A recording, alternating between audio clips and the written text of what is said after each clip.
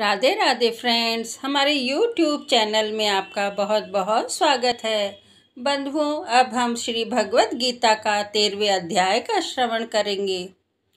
श्रीमन्नारायण नारायण हरि हरि, श्रीमन्नारायण नारायण हरि हरि, श्रीमन्नारायण नारायण हरि हरि। स्वर्ण देख ललचे नहीं, माटी से नहीं बैर, सुंदर नारी रत नहीं, नहीं मोह और काम। जैसे सोवे पलंग पर, तिमि धरती पर सोए। हे अर्जुन, उस जीव को जानो ब्रह्म का ज्ञान। ऊसर धरती जाही को सम उपवन की सैर, शीत उष्ण सम है जिसे, नहीं क्रोध का नाम। राग द्वेष से रहित जो भक्ति में दृढ़ होए, अति प्यारा बेझर मुझे अर्जुन निश्चय जान। श्री कृष्ण बोले, हे कुंते, ये शरीर क्षेत्र कहलाता है। इसके जानने वाले को क्षेत्रज्ञ कहते हैं। इस संपूर्ण क्षेत्र में क्षेत्रज्ञ मुझे ही जान। क्षेत्र और क्षेत्रज्ञ का जो ज्ञान है, मेरे मत में वही ज्ञान है। यज्ञ क्षेत्र कैसे रूप का है, उसमें कौन कौन विकार होते हैं, उसकी उत्पत्ति किस प्रकार से हुई, तथा क्षेत्रज्ञ का क्या प्रभाव है, इत्यादि बातों को संक्षेप में कहता हूँ, सुनो। अनेक ऋषियों ने अनेक प्रकार के छंदों में इसको बताया है। वेदों ने भी पृथक पृथक वर्णन किया है, तथा हित वाले ब्रह्म सूत्र में पदों में भी ये ज्ञान निश्चय किया गया है। पंच महाभूत, अहंकार, बुद्धि, अव्यक्त प्रकृति, 10 इंद्रियां, मन तथा 5 इंद्रियों के विषय एवं इच्छा, द्वेष, सुख दुख, संघात, चेतना, घृति तथा इनके समूह, संक्षेप में क्षेत्र क्षेत्रज्ञ के यही विकार हैं। मान एवं पाखंड से रहित अहिंसा, सहनशीलता, सरलता, गुरु सेवा, पवित्रता, अपने मन का संयम, इंद्रियों को विषयों से विरक्त, अहंकार रहित और जन्म मृत्यु, बुढ़ापा, रोग, दुख आदि दोषों को देखना, पुत्र, स्त्री, ग्रह इत्यादि में आसक्ति न करना, तथा इनमें अपने को सुखी दुखी न मानना, एवं इष्ट अनिष्ट की प्राप्ति में हर्ष विषाद रहित रहना, अनंत भाव से मेरी अनन्य भक्ति करना, एकांत में रहना, जन समूह में रहने से विराग, सदा स्मरण रखना कि मैं परमात्मा का ही अंश हूँ, ज्ञान प्राप्ति के उद्देश्य से मोक्ष को सबसे श्रेष्ठ मानना, इसे ही ज्ञान कहते हैं। अब ज्ञेय का स्वरूप वर्णन करते हैं। जिनको जानकर मनुष्य मोक्ष को प्राप्त होता है, वह आदि रहित, बड़ों से बड़ा, अकथनीय होने से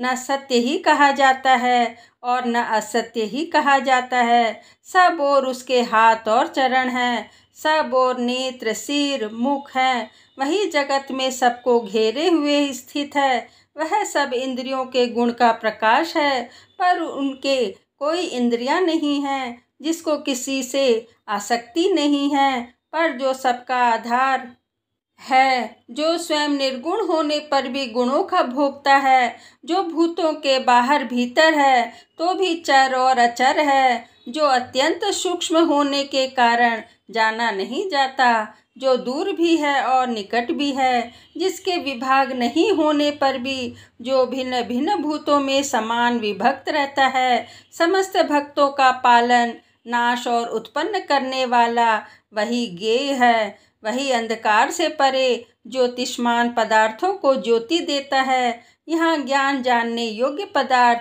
ज्ञान द्वारा जानने योग्य सबके हृदय में वास करता है। इस प्रकार क्षेत्र, ज्ञान और ज्ञेय, इसको संक्षेप में कहा है। इसे जानकर मेरा भक्त मेरे पद के योग्य होता है। प्रकृति तथा पुरुष दोनों ही अनादि हैं। विकारों और गुणों की उत्पत्ति प्रकृति से हुई है। कार्य तथा कारण को प्रकृति उत्पन्न करती है। पुरुष तो सुख व दुखों का भोगता है। प्रकृति में पुरुष रहता है, प्रकृति के गुण का उपयोग करता है, तदनुसार उत्तम व अधम योनियों में जन्म लेता है। इस प्रकार गुणों के साथ जो प्रकृति और पुरुष को जानता है, उसका रहन सहन चाहे जैसा हो, पुनर्जन्म नहीं होता। कोई ध्यान से, कोई सांख्य योग से तथा कोई कर्म योग द्वारा अपने को आत्मा में देखते हैं, परंतु कोई तो इस प्रकार न जानते हुए भी दूसरों से सुनकर ध्यान करते हैं तथा श्रद्धा से सुनकर वे भी मृत्यु के पार चले जाते हैं। हे अर्जुन, स्थावर या जंगम सब उत्पन्न प्राणी क्षेत्र तथा क्षेत्रज्ञ के संयोग से ही होते हैं। परमेश्वर सब भूतों में समान रूप से ही है। भूतों के नष्ट होने पर भी उसका नाश नहीं होता। सब में समान रूप से स्थिर परमेश्वर को देखता हुआ जो आप ही आत्मा का नाश नहीं करता, वह उत्तम गति प्राप्त करता है। जो यह देखता है कि वह भिन्न भिन्न भूतों को परमेश्वर के बीच एक रूप देखता है और उसी से उनका विस्तार है, तब वह ब्रह्म को प्राप्त होता है। हे भारत, जैसे एक ही सूर्य समस्त लोक को प्रकाशित करता है, वैसे ही क्षेत्रज्ञ समस्त क्षेत्र को प्रकाशित करता है। जो लोग ज्ञान दृष्टि से क्षेत्र और क्षेत्रज्ञ के भेद तथा भूतों की प्रकृति देखकर मोक्ष का उपाय जान लेते हैं, वे परम पद को पा लेते हैं। ओम नमो भगवते वासुदेवाय नमः। ओम नमो भगवते वासुदेवाय नमः।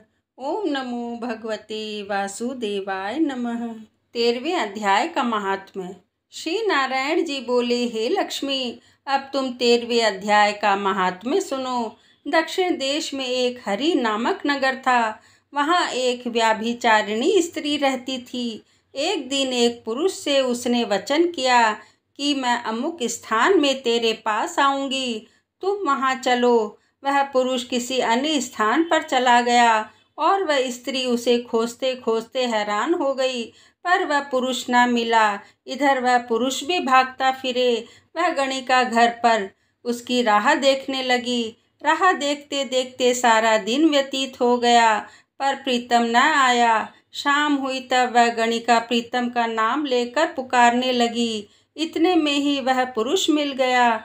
दोनों बड़े प्रसन्न होकर बैठे कि इतने में एक शेर आया। गणिका को डरी देखकर सिंह बोला, अरे गणिका, मैं तुझे खाऊंगा।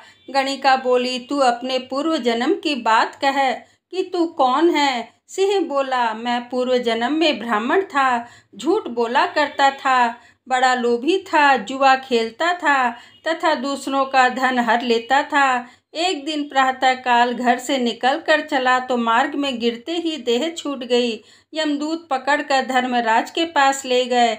देखते ही धर्मराज ने हुक्म दिया, इसी घड़ी इस विप्र को सिंह का जन्म दे दो। यह देह मुझे मिली और हुक्म दिया कि जो प्राणी पापी दुराचार करने वाले हों उनको तू खाया करे, और जो साधु वैष्णव हरि भक्त हो उनके पास तू कभी मत जाना। हे गणिका, मुझे धर्मराज का यही आज्ञा है। उनकी आज्ञा पाकर सिंह की योनि में आया हूँ। तू व्याभिचारिणी गणिका पापिन है, इसी से मैं तुझे खाऊंगा। इतना कहकर गणिका को खा लिया। तब यमदूत गणिका को धर्मराज के पास ले गए। धर्मराज ने हुक्म दिया, इसको चांडाल का जन्म दे दो। श्री नारायण जी कहते हैं, हे लक्ष्मी, उसने गणिका की देह त्याग चांडालनी की देह पाई।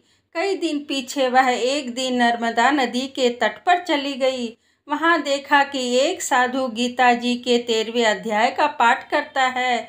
उसे उसने सुन लिया। जब अध्याय सुनकर प्रसाद पाया तो तुरंत चांडालिनी की प्राण छूट गए।